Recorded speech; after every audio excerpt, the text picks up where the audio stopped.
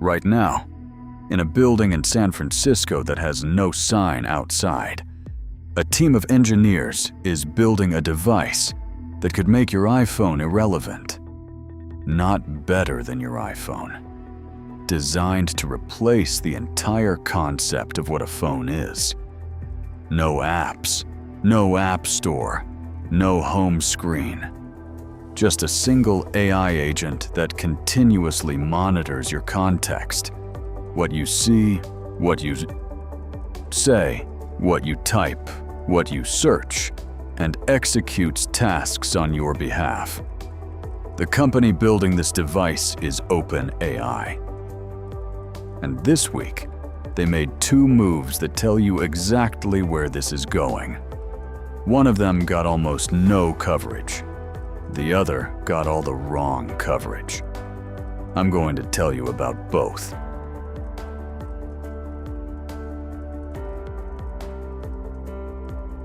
To understand what OpenAI is actually building, you need to understand how they think about their product. Sam Altman has said publicly that OpenAI's goal is not to build tools. It's to build an intelligence layer that sits between humans and everything else they interact with.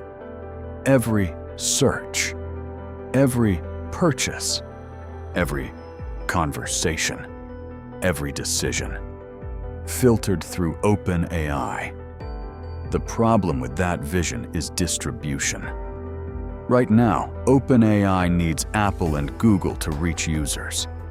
Their apps sit inside Apple's App Store, subject to Apple's rules, Apple's fees, Apple's ability to remove them at any time.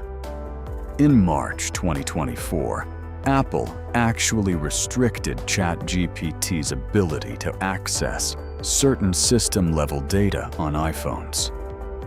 One rule change, one company's decision, and OpenAI's entire distribution strategy was affected.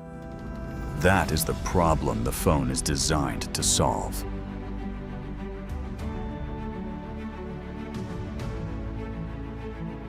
Here is what we know about the OpenAI phone, based on reporting from Bloomberg,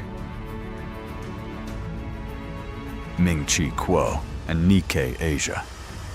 The device is being built with MediaTek and Qualcomm developing custom AI chips.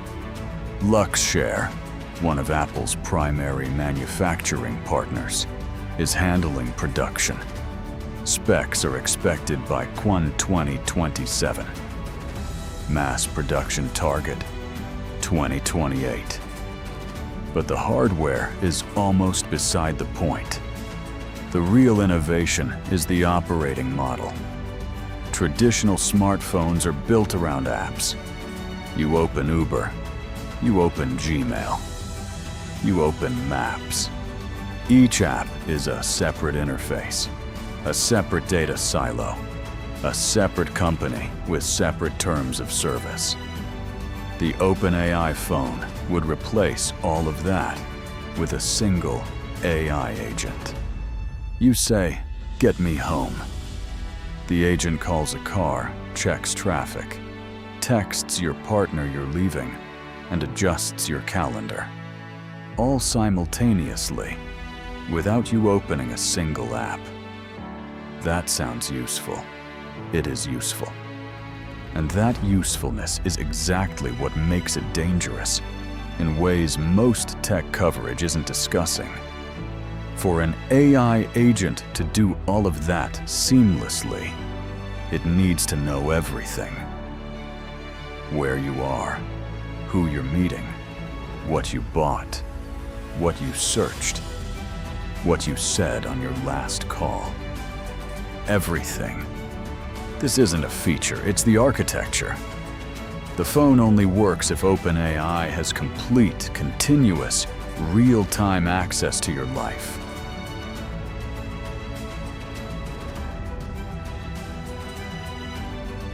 Now here is the move that got less coverage and is arguably more significant. Last week, OpenAI acquired TBPN, technology business programming network.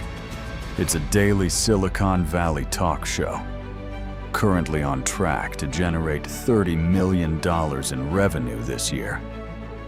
The deal was reported to be in the low hundreds of millions, OpenAI's first ever acquisition of a media property. Ask yourself why a company that builds AI models needs to own a media outlet. The official answer is editorial independence and reaching technical audiences. The real answer becomes clear when you look at the timing. OpenAI is preparing for an IPO. Before that IPO, they need to shape the narrative. Who's building the future responsibly? Who's trustworthy? Whose AI is safe? Jeff Bezos bought the Washington Post before Amazon became a government contractor. Elon Musk bought Twitter before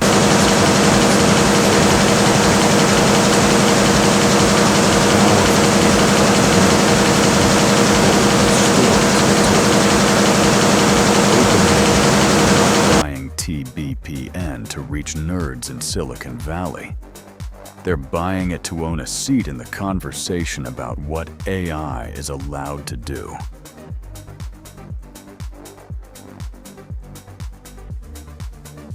So let me put both moves together. A phone that gives OpenAI access to everything you do. A media company that shapes how people feel about OpenAI doing that. There's a third piece that ties this together. OpenAI now has 900 million weekly active users, $2 billion in monthly revenue. They're available through Amazon, AWS, and Google Cloud, not just Microsoft anymore. They are no longer a startup. They are becoming infrastructure. And infrastructure companies don't compete on products. They compete on lock-in. Think about what happens when the OpenAI phone launches. Your data doesn't just live on your phone anymore. It lives in OpenAI's model. It shapes your AI agent's behavior. It's used to train future models. And unlike Google or Apple, there is no alternative OpenAI phone. There is no Android to your iPhone. If OpenAI's phone becomes the default AI device, switching away becomes genuinely costly. Your contacts, your habits, your financial behavior, your health data, all embedded in a system that learns you over years. That's the moat. That's always been the moat. Not the model, not the hardware, the irreplaceability.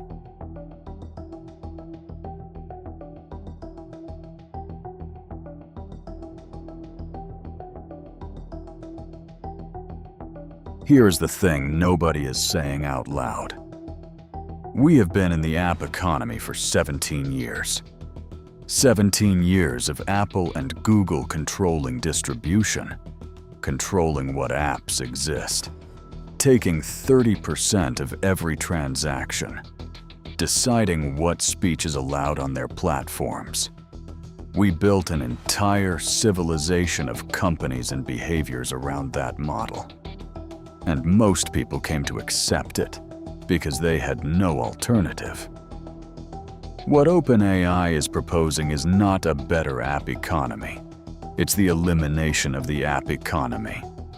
One agent, one company, one intelligence layer between you and everything you do digitally. And here's what I keep thinking about. When people first got Facebook, they thought it was a way to connect with friends. When people first got Google, they thought it was a search engine. When people first got the iPhone, they thought it was a phone.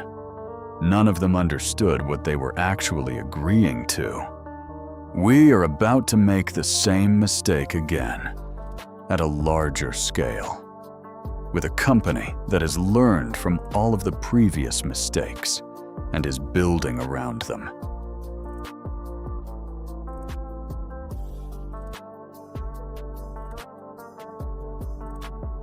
Here is my honest read.